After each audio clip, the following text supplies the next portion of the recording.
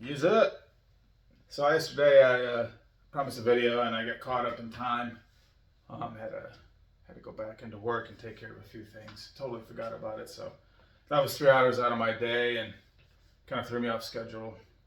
Um, but here it is, So this is still part of, I guess it would be considered part three of my not part on nihilism. And there's more to come. It's not just nihilism that we're going to be talking about. But this pertains to fatherless young men. In one of my videos, a couple of videos ago, I highlighted, what I thought of a nihilist as a man, and gave a couple of definitions. And one of the favorite ones, like I said, that pertains to most, is to me very logical. This is Ivan Turgenev's definition of a nihilist. So preface it by saying that a nihilist is a man who does not bow down before any authority, who does not take any principle of faith, whatever reverence that principle may be enshrined in. And that was from his novel, Fathers and Sons. And I think that that's very, very, very powerful statement. Again, not everybody's the Joker. But if I take that definition, I can correlate that with the modern young man a lot of the time. You look at the measure of your culture. I think some of the things that you can look at, for example, this is music. You can look at the art. You can look at where they pay their attention, where their money goes. And a lot of it is,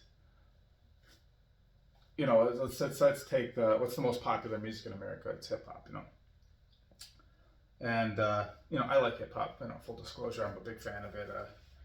I like a lot of the older stuff. There's some newer stuff. I'm a big fan of lyrical hip hop, not the mumble rap or any of that crap. I'm not a fan of it. I don't idolize the message. If I had to take one rapper, it really inspires me. I'm not trying to be a rapper or anything like that, but I find fascinating and positive and still has a great beat flow.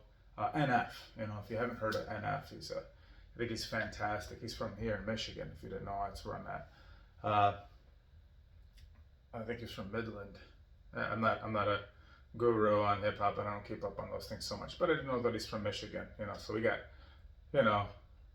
two real great rappers out of Michigan. I mean, he's probably more, absolutely. Shout out to ICP.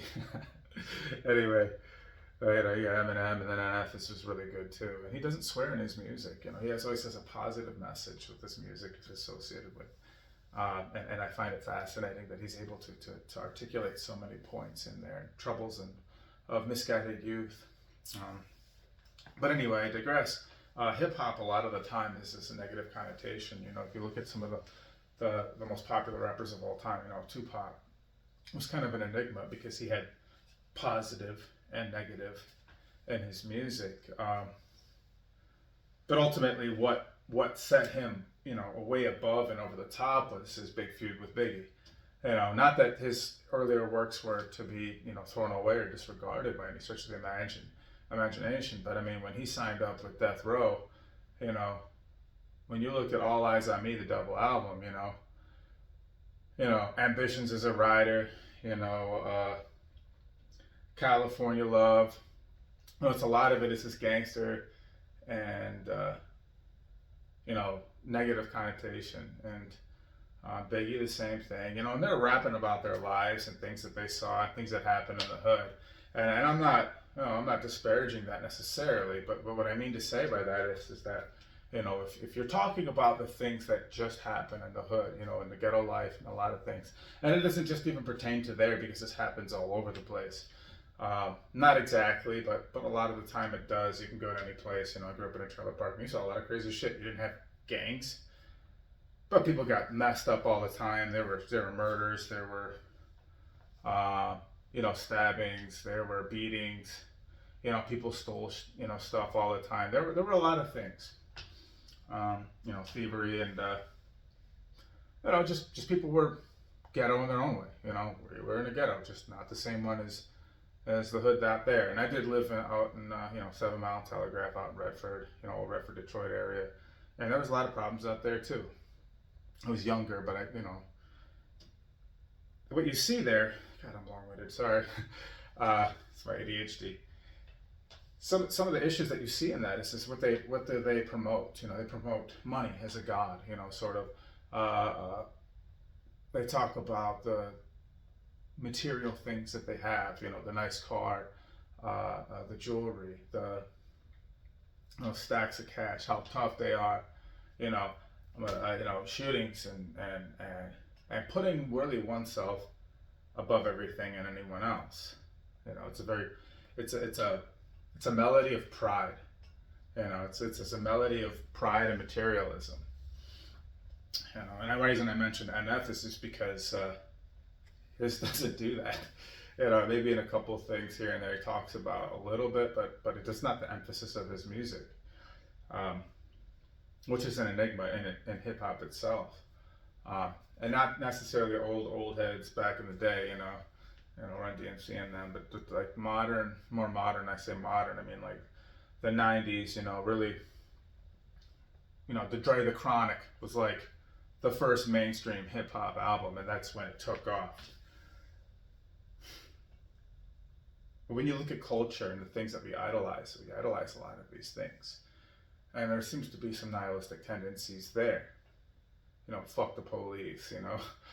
And full disclosure, I'm not a big fan of the police. I do see the society, the structure in there. I think culturally, I do respect the police to a certain degree, but there are a lot of bad apples. There are a lot of bad apples in the police force and in policing in general. And then when you look at your three-letter agencies that are federal authorities and things of that nature, I don't have any trust in those institutions whatsoever. I don't. I don't know how many people actually do. It's complicated, but that's not the topic. I guess it's just a little bit you get to know about me. Yeah. So when I think about the fatherless young man, what does that passage mean? Well, let me talk about what I think the idealized man is, first and foremost, or the idealized father. And just give a couple examples. I'm not going to go on a long topic because I'm going to have other videos where I discuss what a father does and roles. But here I have 3 examples to me, so no, this is an idealized father figure to me, and not the ideal father. These are just examples, again. So fathers are the first and strongest authority a child knows. A father's strength, competence, confidence, and presence commands respect, temperance, obedience, and order. So what do I mean by that? They're the first one to recognize, to sit the child down, a commanding voice, and children listen. They stand at attention too. When a father praises his child, suddenly the room glows for the child, I remember when my dad would praise me, and but at a young age. He hadn't been there since I was 12. Suddenly, the room boomed, and the few times that he did that, I was like, oh my God, I feel like, the weight of the world is lifted off of my shoulders. I did a great thing. I felt like $1 million. It was few and far between, but when it did, it mattered. It built me up. I was confident. I felt competent. I felt amazing. I felt strong. Ready to take on the next thing. I couldn't talk back to my dad. I did, and I got my ass whooped for it. And I remember I told my sister, call my dad an asshole. And I was like 7 and she's 5, and she goes and does it, right? So I'm in the room and I'm pissed off at my dad for putting me in a corner or taking a game away from something, I don't know. And I told Megan, go call dad an asshole. Tell dad he's an asshole. And she did it. She went, Dad, Aaron says you're an asshole. And when he came into the room with the look of put the fear of God in me, a look of just righteous anger, and his belt was already off, and I got my ass whooped, and I was like, I'm sorry, I don't mean it. I was like, fuck. Yeah, I deserved that. And I never did that again. I was like, Fafo, You know, if you don't know what that means, just fuck around, find out. And yeah, I found out. You know, those were good things that my dad did for me. You know, it wasn't all bad. You know, temperance. You know, again, there's a temperance there, right? You know, when you're too elated, you're too excited. It's like, hey, calm down, chill out for a second. When your ego gets in the way, I'm the best at everything. You know, your dad checks you. Hey, no, you're not. No, you're great. I love you, but stop putting yourself above everyone else. I do that with my children, you know. But I also give them that confidence and that you know, that temperance. At the same time, it's kind of a fine line you have to have. You know, order, setting rules and standards. Uh, you know, and enforcing those standards. That's something that, you know, and I've heard it all over the, you know, the internet, and I've listened to different things, and you know, there's a lot of divorced women, divorced men out there, and you'll see these single mothers saying, you know, I can't